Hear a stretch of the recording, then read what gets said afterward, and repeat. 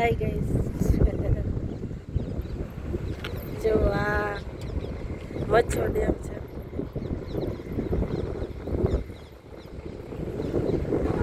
અમારે ભગીરથભાઈ આવ્યા છે તો અમે ડેમે આવ્યા છીએ અને મસ્ત પવન વાઈ રહ્યો છે. અને જો ત્યાં ઊભા છે અને હું છે ને તે આ વિડીયો ઉતારી રહી છું, આપણે દેખાડી રહી છું. જો નજારો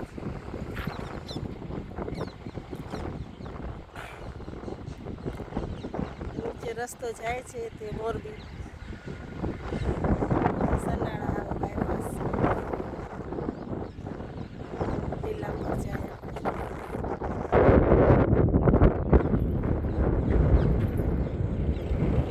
ભગીરથભાઈ વિડીયો ઉતારી રહ્યા છે અને ડેમની વચ્ચોવચ્ચ કહેવાય બાપુની મઢી છે.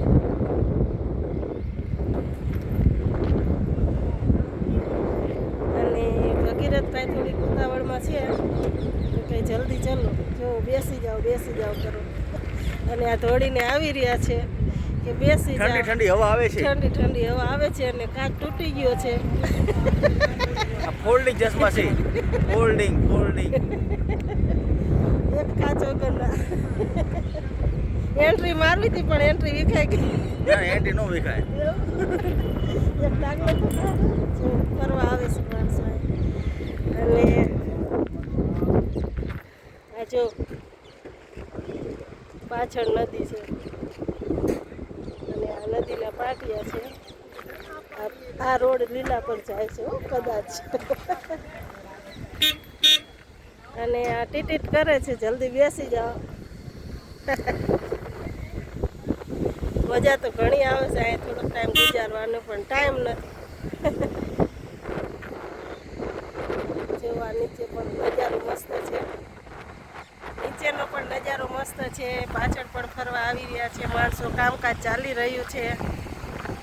અને અમારે ભગીરથભાઈ રેગડા ઉતાવળ કરી રહ્યા છે. ચલો બેસી જઈએ ગાડી.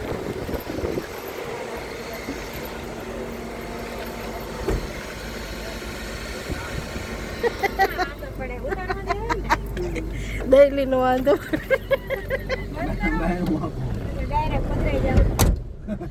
બેસી ગયા છીએ અને હવે જાવી છીએ મોલમાં, મોરબી માહોલમાં.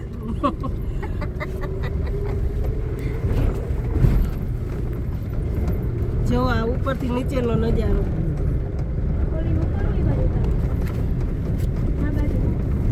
આ બાજુ સરસ લાગે છે.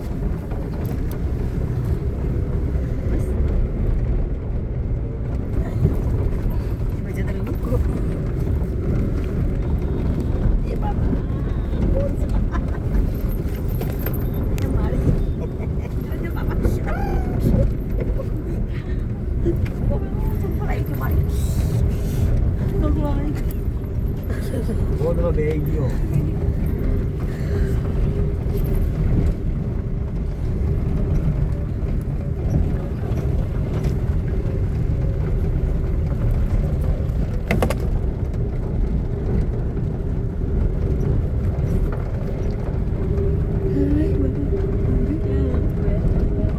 કેટલો સરસ લાગે, જો કાકી આમ જોવો તો ખરા.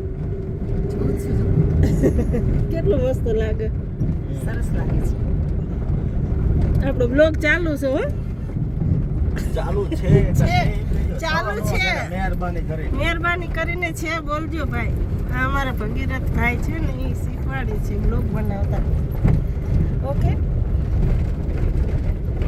વાહ નજારો જોવો. આ બધું ગાઈસ નજારો જોવો નીચે. વાહ,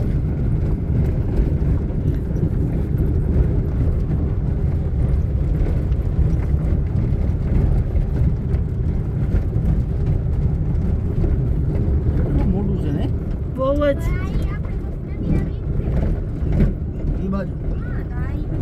તમે ગયા તા ઈ છે પણ અહીંયા ઠેઠ આવ્યા.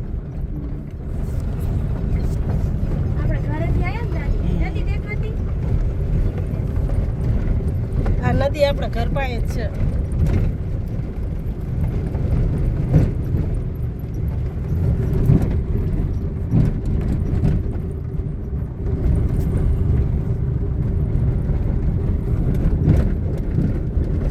સંજયભાઈ આવી ગયા છે? હમ તો ક્યાંથી આવે આ બાજુ?